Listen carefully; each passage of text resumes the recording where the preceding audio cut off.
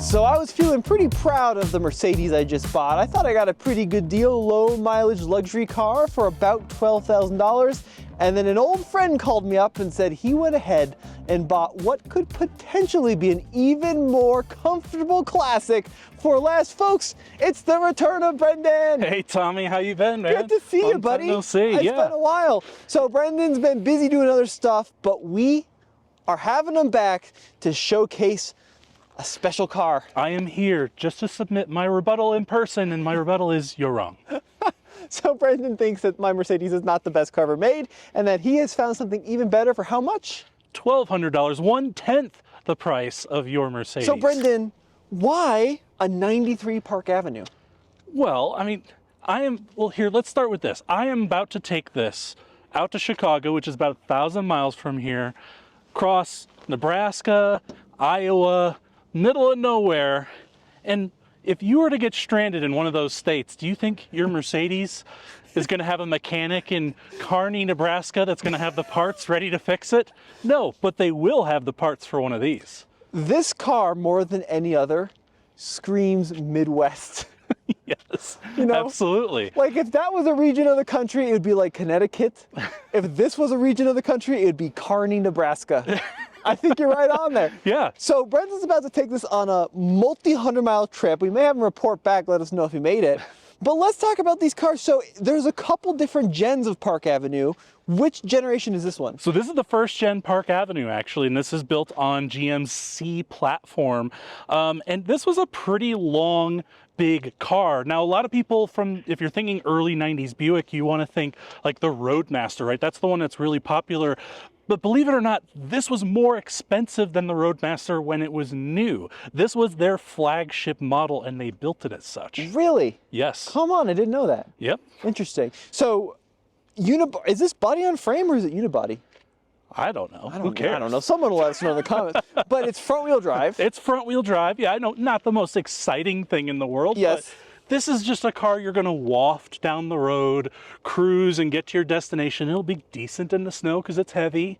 The funny thing about these is I thought they were pretty ugly when I was a kid, but now there's kind of something retro cool about them, right? You've got these huge, like 10-mile-an-hour bumpers, right? You got the small wheels. You got this kind of razor blade style grille, which looks pretty cool.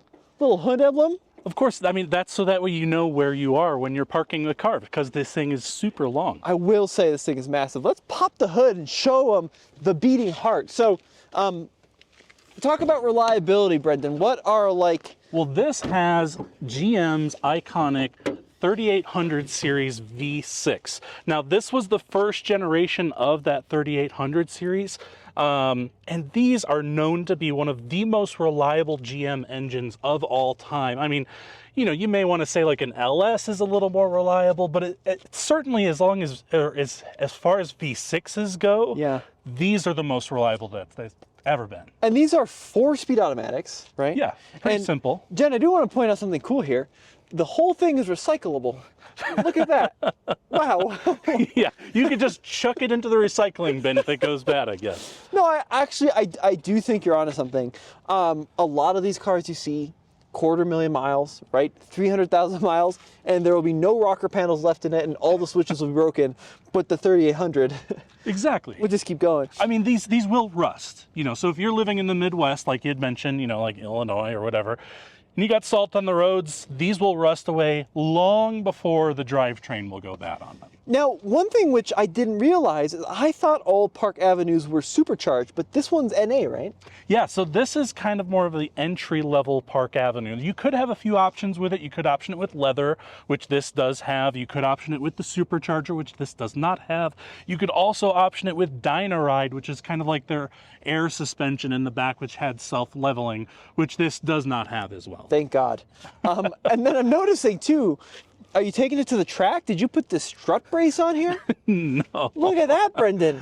Just beefy Buick engineering. They built them really well back then. They built them for the Nürburgring. Yeah, exactly. What's great about this, too, is just looking at it from someone who doesn't know these engines very well, access looks fairly decent. You know, like it's a pretty long engine bay. Even accessing the row of cylinders by the firewall looks pretty good. What did you have to do to it when you bought it? So I paid about $1,200 for it, then I had some auction fees, but I did have to fix an oil pan gasket leak, and it had a couple of motor mounts that were bad for it, and the AC needed a recharge, but literally that is it. Wow. So about $2,000 is all I have into this car. Does everything work?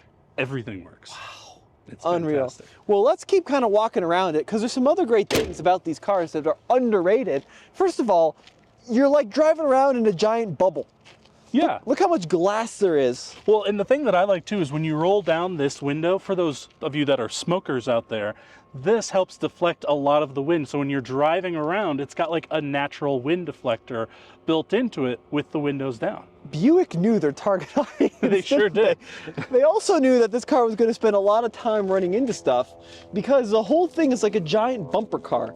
There is plastic and rubber molding on everything, right? This is the car that you can park anywhere in the parking lot right up next to somebody else and not worry about door dings because you've got protection right on the sides. One of my favorite features, Jen, come look at this, is imagine you wanted to pick up your friends from the bingo hall. They needed some help getting out. Oh, got a handle there, got a handle here. Whoa, where's my cane? Right? Like, there's a lot of useful little features in here. And then out back, pretty attractive rear end. I do think the back ends of these are pretty cool. I like the big chunky bumpers and all the chrome. It's very cohesive, and it's got some really cool features. Now, when you open the trunk of the Park Avenue, first and foremost, of course, it has a huge rear trunk because Wow. it's an old GM boat of a car, right? That wants to have that big old space in the back. That's and a then, four-body trunk. Speaking of committing crimes in a Park Avenue, look at this. You don't even need plate screws with the Park Avenue because they've built in the plate holder, perfect for a local criminal. If you're running from the cops and you want to switch your plate out, this is the perfect car to have. the weird part is there's like no holes even. Like, it is perfectly tailored for the... Jason Statham needs one of these. Yeah, there you go. But I think, you know, it probably wouldn't look as cool going around the corners in a Park Avenue as opposed to his old Audi or BMWs that he was driving. But then when you go to close the trunk, this does have that classic soft close where you just latch it and it pulls itself the rest of the way down. So here's what I'm thinking. Take someone's head off with the self-closing trunk, stick their body in the trunk, easily will fit, swap the plate, on the run. There you go. Wow, what thoughtful engineering. Now, of course, when sliding into the Park Avenue, you are treated to a pillowy, luxury type of seating experience where it's, tell me, it's really kind of hard to beat. How is it back there? I genuinely don't think I've ever felt a more comfortable seat. This is insane how much padding that's like. Look, and you can see there's like a pad on top of another pad. Yeah, it's like they give you your own personal leather pillows on top of the seats.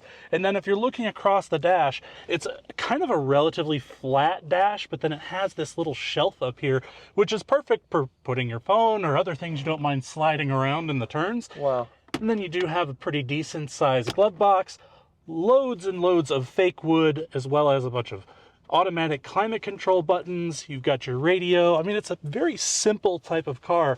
But one of the things I do like is over there on that passenger door, you do actually have climate control. Now, you can't set a specific temperature on the passenger side. All you can do is tell it whether you want it warmer or colder. Now, this car came from the era of simplification, right? So, like the radio is super analog, but I do love all of the little sliders for the various audio frequencies, right? Yeah, like you got the 60 hertz or 10K or whatever. Yeah, super cool. And then I do like this too. There's a button for garage.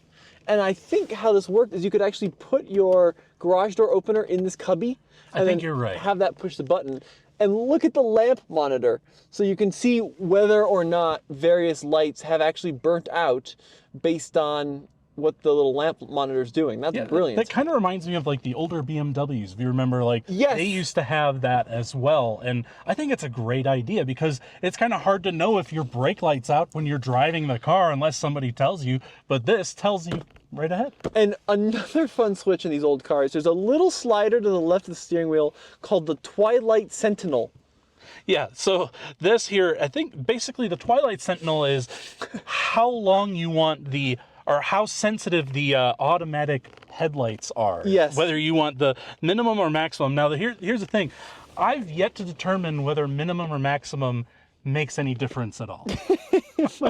But it is such I mean, a Rolls Royce doesn't have a Twilight Sentinel. That's true. But the or Park Avenue. Dynaride. Yeah, Dynaride. Yeah. The naming in these cars. And then the last cool thing in here, I really like how they put Park Avenue on the seats. And they're embroidered too, so you never forget the quality of automobile you're driving. This is more comfortable, I hate to say it, than my Mercedes. Well, I mean, very soft. You were boasting about your Mercedes' vinyl seats, and I mean, This is that's leather. great. This is leather, but I mean, you know what else has vinyl seats that last forever? Is like a U-Haul truck. Yeah. And listen to the horn. You want to give him a honk? Sure. Sounds like an old train horn to me. That is awesome. Plus, you got tunes in here with Concert Sound 2. Not one, the second concert sound. What happened to the first one? Nobody knows. Did they do a first one? We don't know. Is there a third one? Yeah. Are we on 3 yet? Yeah. So Brendan, I will admit I am skeptical of these 90s Buicks, but why do you love these things so much? Well, they made 400 and something thousand of these Park Avenues, along with all the other 90s Buicks and Pontiacs and Oldsmobiles. There's just tons of them out there. So parts are cheap, they're plentiful, they're super darn reliable, and I mean, you're sitting in the seat. You got to admit, it's pretty darn comfy. The way I would describe my first 50 feet of driving the Park Avenue is simply buttery. I can't believe it's not butter. Is my first impression, because it is so pillowy. You're right. It's silky. I mean, if you're like a hard worker, right? You're doing a hard labor type of job. Isn't this the kind of car you'd want to slide into at the end of your hard day where your back is aching, your knees are a little bit sore, and you just want to get home in comfort? What Brendan is saying is if you are watching this and you are a coal miner in the 1870s, this is the car for you. No, I know exactly what you mean, right? It's just a luxury experience. You can't buy a car like this anymore. No, it's unfortunate. Everything needs to be tested on the Nürburgring, right? Right. And have to have hard suspension and stiff seats because they adjust 250 different ways. But these were just a different era. They were just like, let's just give you a couch on wheels so that you can waft around the neighborhood and get home in comfort. I mean, this is a car designed for people that don't care about cornering, which I would argue is about 95% of people. So Exactly. maybe they were onto something. The problem is, shows like Top Gear got a hold of these cars and then made fun of them for being unrefined, for wallowing around, but they never understood the point, right? In that all I do on a daily basis is drive to and from work and go to the grocery store and go home. Like, I never end up on Laguna Seca, so why do I need a sports tuned suspension, right? I mean, I get it in Europe, you've got a lot of twisty, old, winding roads, but here in America, we've just got a lot of big, open, straight roads, and Yeah. you know, a tight car can just kind of get exhausting on a long trip, but something like this is just perfect for our roads out here. I don't know if you can pick it up. the classic turn signal. The old world kind of blinker. This is an interesting car because it really there's some aspects which look very 70s to me, like the brake and the gas pedal with the little chrome surrounds and the turn signal. And then there's some stuff that feels more modern, like we got an airbag, right? We got automatic climate control. We got some good stuff in here.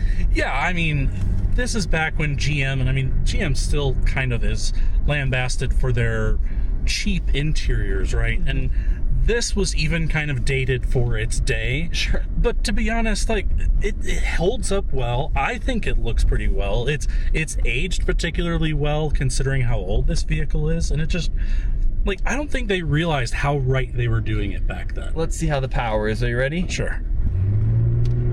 Okay. Yeah.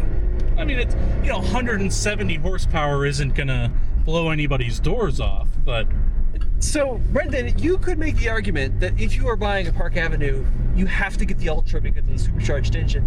The problem there is, like, once again, how fast do you really need to go on your couch? sure. I mean, yeah, you're going, and here's the thing, you're going to sacrifice a little bit of reliability for a little bit of speed. There's a lot of fuel economy. Yeah, that's true too. I mean, these get like 30 miles to the gallon. You're going to take a significant hit supercharging it, obviously. And so for someone that just wants a car to get around that's comfortable, that's reliable, that parts are plentiful, and it's cheap, I think just stick to these. They're a lot easier to find than the non-supercharged, and they're way more reliable. And they are shockingly comfortable. I will admit, I am kind of blown away, but this makes my Mercedes seem like a golf cart in terms of comfort, at least in terms of softness. I think you might be onto something, Brendan. I think I was too early to call the... Am I saying this is better than a Mercedes? Let's see if he makes it back from his road trip, people. But I will say there's a lot of really nice attributes to this car that you get for really not that much money. I mean, if you can realistically pick one of these up for $3,000 or $4,000, just as kind of a run-around cruising car, not a bad little ride, right? Yeah, I mean, think about it. I could buy, I mean, at the price that I paid for this, I could buy, what, 10 of these before I bought one of your Mercedes. And your Mercedes is a little more special than one of these, right? You know, but 148,000 miles, everything works. Got AC, got heat. You got the Twilight Sentinel. My car doesn't have a Twilight Sentinel. Stupid lights don't even come on automatically. So yeah, there's some cool stuff. I mean, here's the thing I will say. In 20 years' time, both of these cars are still going to be running and still on the roads. We should race to 2040 and see who actually ends up making it. Yeah, exactly. Just funny. keep them out of the Rust Belt, and I think they'll both be fine. As long as they never touch moisture, you're going to end up with a good car. Well, Brendan, buddy, thanks for coming on again. It's been a pleasure, Tommy. We got some more stuff coming with Brendan, so for those of you that missed him, he'll be back on some other fun features, and I'm excited to see how your road trip goes. Maybe we'll do an update if you make it home. I'm sure I will. I think you'll make it home.